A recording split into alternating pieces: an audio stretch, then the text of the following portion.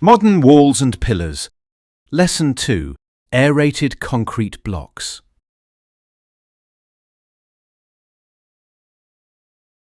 Introduction. Aerated concrete masonry block has excellent thermal insulation properties and low density, making it lightweight and fast construction possible. Other advantages include good acoustic properties, plaster resistance, easy cutting and carving, and high dimensional accuracy. Nowadays, blocks can be plain, hand grip, or tongue and groove items.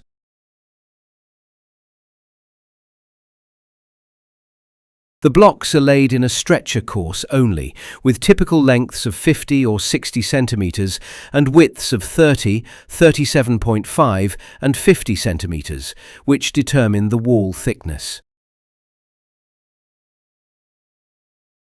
The average height of the blocks is 20 centimetres. The typical joint size is 1 centimetre, which gives a course height of 21 centimetres. As it is shown, the plain blocks should be laid with a vertical mortar joint. In this case too, the blocks are laid according to the general rules for brick bonding, but the vertical joints do not have to be in the centre axis.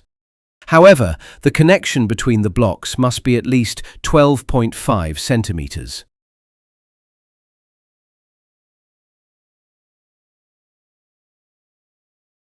The preceding information also applies to hand grip blocks, and mortar must be used for vertical gaps.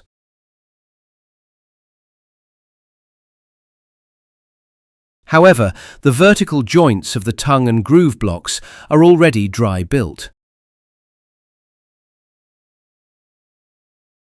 Furthermore, in this case, only thin bed masonry mortar can be used.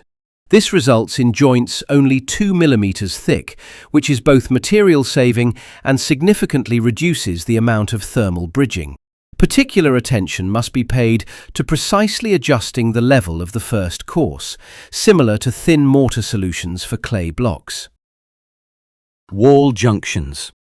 Using a sample wall, we will investigate the wall connections of 37.5 cm wide aerated concrete masonry block. The type of blocks used is a tongue and groove one with handles, which measures 37.5 by 60 by 20 centimetres. The allocation of blocks is planned as follows. Wall corner. Start the course with a whole block from the corner in alternating courses, and the joints will be correct throughout the wall. The wall thickness of 37.5 centimetres and an element length of 60 centimetres give an offset of 22.5 centimetres in both connecting walls, greater than the minimum requirement of 12.5 centimetres. Wall end. When forming the wall end, we also start with a whole block in the first course. In the next course, place a cut block on the wall end by the block bond plan. As previously planned, the cut blocks will be half, that is 30 centimetres. T connection.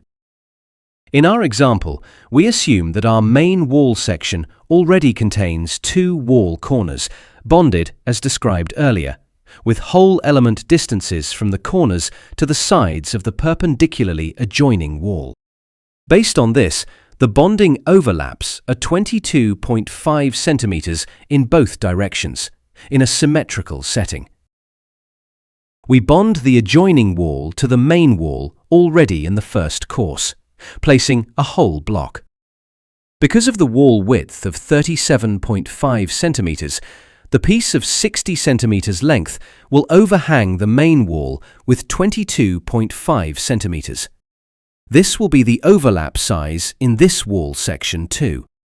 In our main wall, 2 cut elements will be symmetrically placed upon the adjoining whole block, placing the joint on the centre line of the joining wall.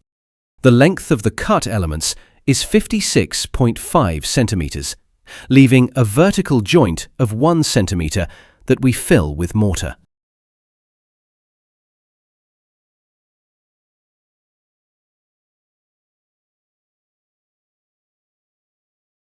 Construction phases. 1. We set the walls, connections and openings on the reinforced concrete slab with a chalk line.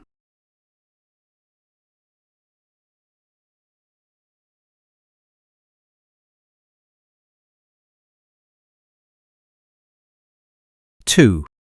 The damp-proof course under the wall is fixed to the reinforced concrete slab, and the crucial points are marked again. 3. Place the whole blocks of the corner, T-connection and wall end using a levelling tool, a levelling bar, 2 to 3 centimeters of mortar, a trowel and a rubber mallet for horizontal and vertical adjustment.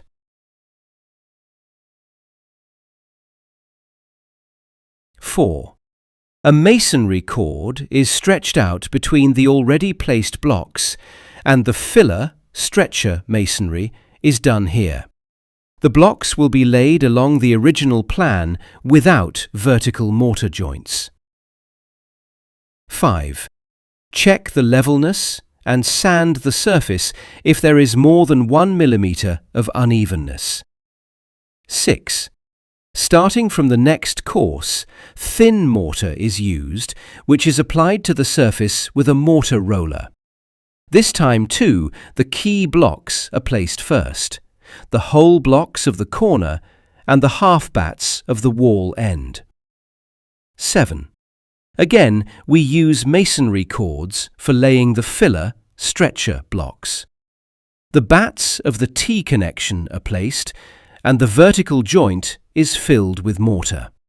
9. Using the levelling bar and rubber mallet, ensure the level and plumb as above by alternating the two courses.